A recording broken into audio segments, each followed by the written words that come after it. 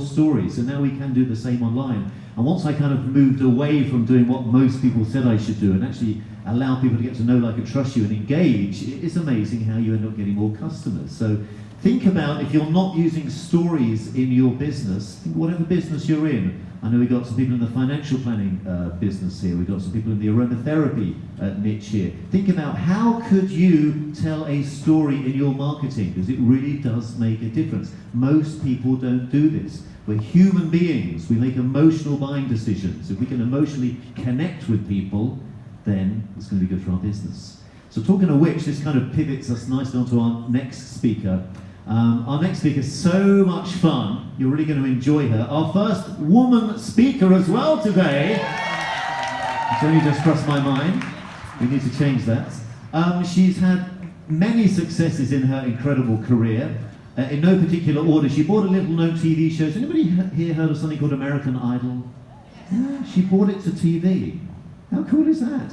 She worked with Lululemon, WWE, Weight Watchers. She's now the vice president of Forbes Books. Essentially, her talk is all about how to stand out in this sea of sameness. We all see very similar stuff in the online world and offline world, but how can we stand out? Well, here to explain in 18 minutes how to do that, please can I ask you to give a big round of applause for Caroline Nuttall.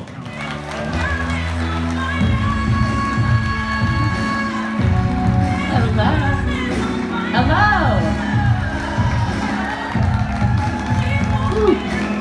Wow. You guys know what gives me anxiety? Just like real shortness of breath, heart palpitation, honest to goodness anxiety. Cool. The toothpaste aisle. Who's with me? Can somebody please explain to me why the toothpaste aisle looks like this? They're all the same. I feel like I'm in Crazyville, right? I mean, they all have nice brands. They all have the same ingredients. They all promise a minty, fresh goodness and a nice, bright, white smile. As a consumer, it drives me crazy that I have so many choices that are exactly the same. And if I'm a toothpaste, I'm thinking, how on earth can I possibly differentiate in this sea of sameness? The thing is that this day and age, I hate to be the one to have to break the news, but we're all toothpaste. We all have a good brand, right? And I don't care whether your logo has a swoosh through it or a circle or a water drop. These are all different industries, right? They're all the same. We all tout the same company core values of integrity and teamwork, right? And trust. We all have good websites and UX and UI. We're all on social media. And again, I don't care whether you're in entrepreneurship or real estate or dentistry, it all looks the same. I think we can agree that we are living in a highly commoditized market when Google shows us 4 billion search results in one industry. And let's say in this instance, you are a software company. And you know, some of us are getting hip to this fact, and so what we're doing is we're leaning into our authority, our expertise, really positioning ourselves as experts in the field. But even this is becoming highly commoditized because Google says, look, when you search for the world's leading software expert, there's almost 700 million of you. And again, I don't care what industry you're in. If you are an expert in essential oils, well, wonderful, there's 98 million others of you. And for fun, I actually looked up 2 of these guys who are listed on this page, both Robert Tisserand and Jim Harrison. And so here's Robert. And Robert is positioned as one of the world's leading experts in aromatherapy. Right? He's got a blog, he's got education, he's got books. He's doing everything right. Okay, this guy looks good. Then I looked at the other guy, Jim Harrison. Jim Harrison is also a master aromatherapist, and he also has a blog and education and books. It's why everything we're doing still looks the same. It's why our advertising looks the same, even when we're trying to be clever. It's why our speeches are all the same. How to improve conversions, how to socialize B2B content, 5 ways to enable sales teams. I would argue that any speaker who stays in this commoditized industry of Expertville just becomes the dreaded stock speaker. Right? Like, nobody uses stock photography anymore because it's all the same and it lacks authenticity and vision. It's even why several of us who have gone the extra mile to publish a book, which is the greatest thing you can do to really elevate your authority and differentiate yourself, we're still saying the same things. I literally saw all of these books next to each other on a book stand, and I thought, first of all, one, do we have an aggression issue or what? And two, these are all different authors in different industries, and we are all saying the same thing. We are all toothpaste. We are essentially small fish in a big pond. And all the marketing we're doing, it's just amplifying our sameness. Because of this, marketing is futile. I would argue that it is wasteful at best and detrimental, destructive at worst, because it's just showing how alike everybody else that we are. And the harder we flap our little fishy fins, right, the harder we try to outmarket somebody else in our industry, the more we just muddy the waters. So that's your inspirational talk for today. Thanks so much for coming. Just kidding. Okay, what's a little fish to do? What is a little fish to do? Look, when we market, we are very good at talking about what we do. We're really good at talking about how we do it. And most of us even start with why. But in this highly commoditized market, your only unique selling proposition is who you are as an individual. This is what I call your fishy factor. What makes you fishy? And you've got to really use your fishy factor to stand out. So, this is about really looking at a strategic process of leveraging your unique perspective and vision to gain leadership status in your marketplace. And really what we're talking about here is thought leadership. And that word, it's kind of a cringeworthy word because it's thrown around so much nowadays, and it's thrown around really synonymous with expert and authority. Listen, thought leader and expert are not synonymous. I keep thinking, where is the thought in thought leadership? For people who take a stage, where is your note in your keynote? Compiling a list of best practices is not thought leadership. That may be useful content, but you're a curator at best, and there are millions of others who can curate that same content. I want to define thought leadership as when you introduce an idea informed by your unique perspective that interrupts a person's preconceived notions. When you make someone think, I've never thought about it that way. That is leading thought. A thought leader's output is simply taking someone's mindset to a mind shift. And this is really all about becoming a big fish, but we've got to say something. It's not just our expertise and all the things that we are qualified to do and all the stuff we've garnered. We have to say something to shift somebody's mind. So how do we become a big fish in a small pond in this sea of sameness? It's really very, very simple. 1, we make our pond smaller. 2, we make our fishy factor bigger. And 3, we just keep swimming. This is Dan Kennedy. And since we're in Vegas, I'm going to place a little bet here. And I'm going to bet about a third of the room loves Dan Kennedy. And about a third of the room can't stand Dan Kennedy. And about a third of the room doesn't know who Dan Kennedy is. So Dan Kennedy is a marketing advisor. Do you know how many marketing advisors there are? 511 million. But Dan has very successfully turned himself into a big fish by being known as the one guy who stands for no BS. And no BS is much more than his brand.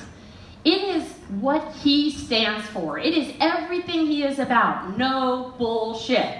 Even when he takes the stage in this amazing day and age of Prezi and all of this over beautiful, incredible production, he brings an Elmo projector with him wherever he goes.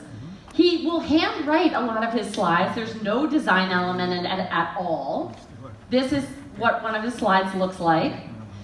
His sales process, you pay him $18,000, you have to fly to him, you have to stay in La Quinta. He picks you up in his car exactly at 8:30, drives you to his home where you go in the basement to have a consulting day. You have to bring a bagged lunch or you don't eat. And the meeting ends at 5:30 sharp whether you are mid-sentence or not. And then you can decide whether you want to hire him for 6 figures to do your copywriting. I found this online. It's so easy to hate Dan Kennedy. And it's true. Dan is brash. He is offensive. And he can be downright off-putting. I am not a Dan Kennedy girl. He's just not my cup of tea. But do you know that I said that at an event at Forbes 2 days ago in New York, and a guy got up in the audience, and I thought he was going to fight me. Like he was going to try to fight me. He was getting all aggressive. That's amazing. Could you imagine somebody for your brand taking that kind of stance and allegiance, fighting for what you stand for? So Dan Kennedy may not have me. He may not have 2/3 of you in this room by design. Because you know what Dan Kennedy has? His own planet. People who like Dan Kennedy are on Planet Dan. It's a thing. It's a real thing. Planet Dan.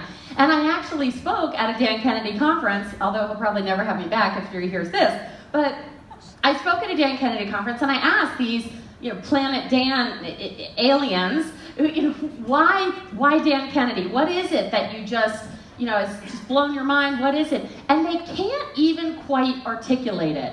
They just love what Dan stands for. And they will buy anything he puts out. I mean, he has made millions and millions of dollars. And if you talk to anyone on Planet Dan, they will say it. They will say, I don't care what he puts out. Whatever he puts out next, I'm buying it. Always.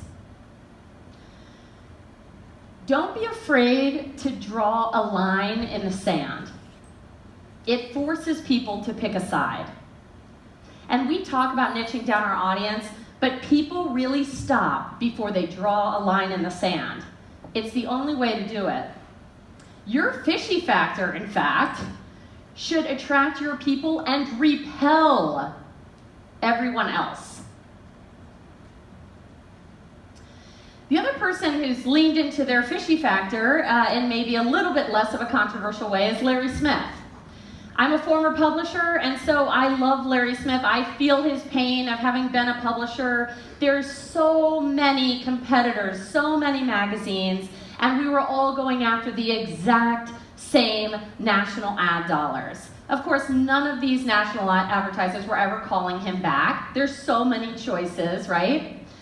So one day, Larry heard a legend that Ernest Hemingway was once challenged to write a novel in 6 words, to which he wrote, "For sale, baby shoes, never worn.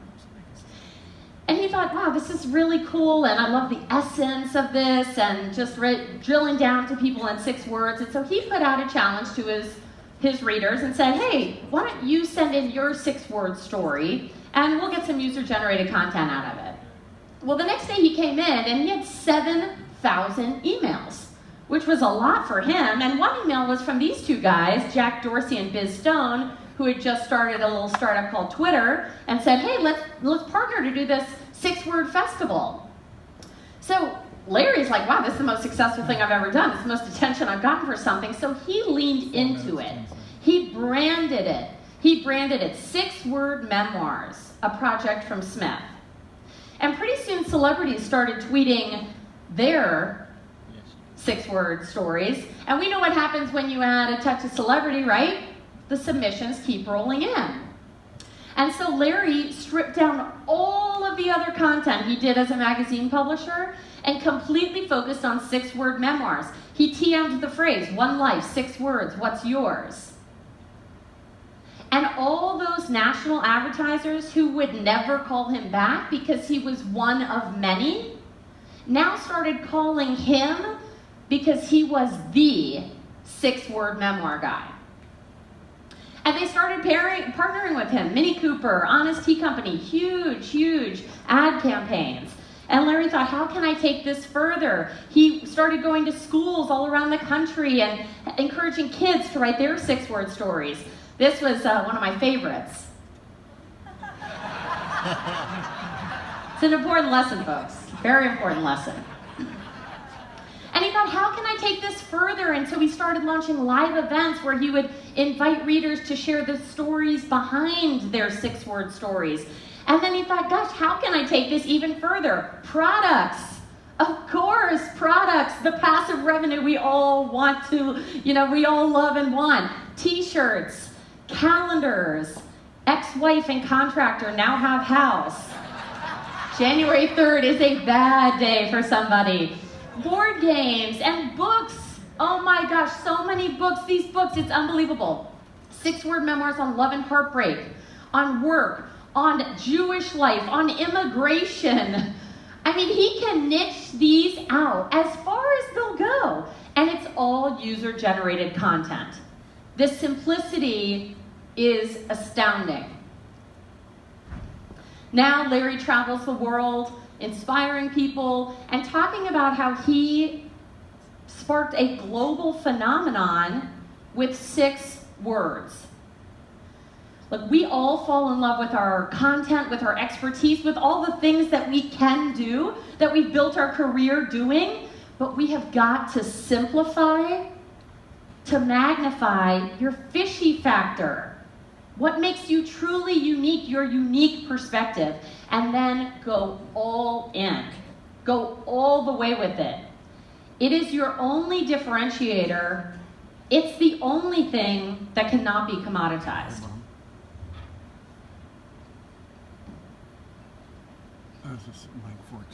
So now what? We know marketing is futile because we are all toothpaste. I'm going to start a support group.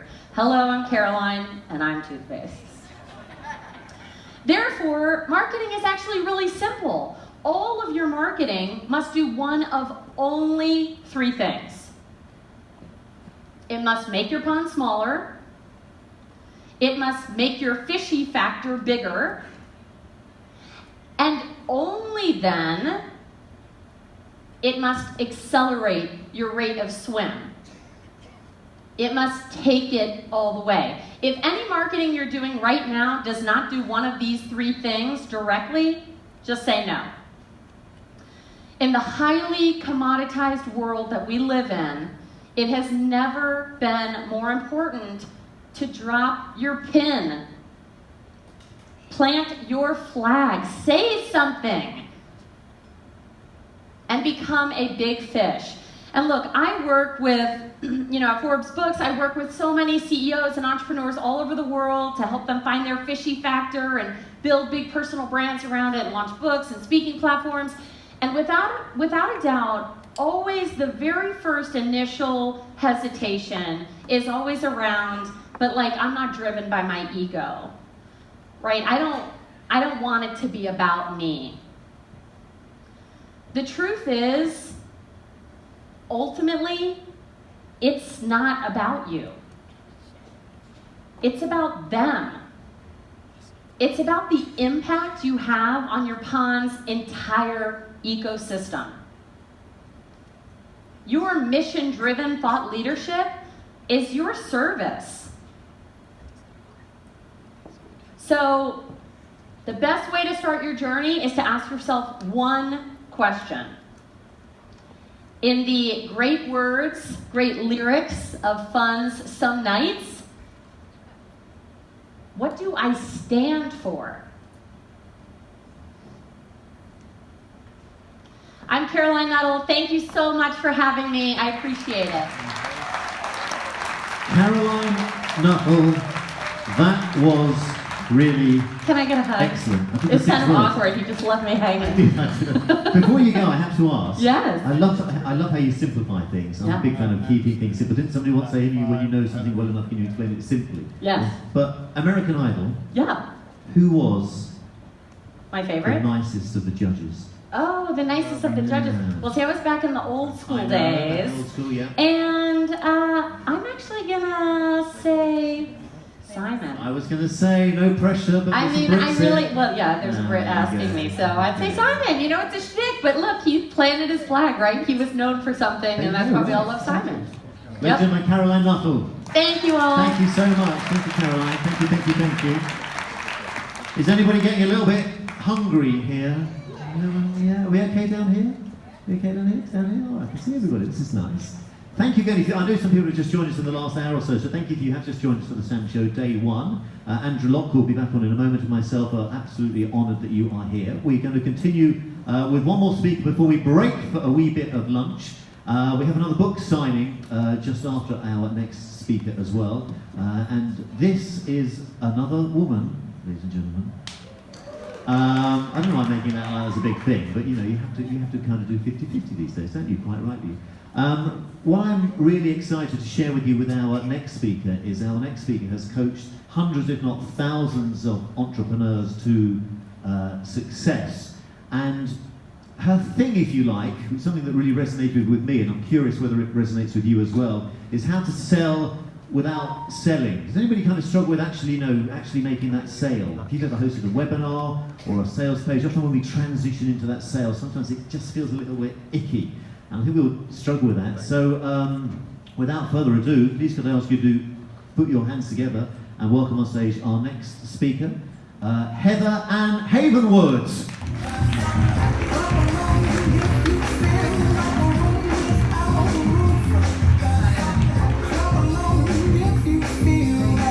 She's a bit nervous.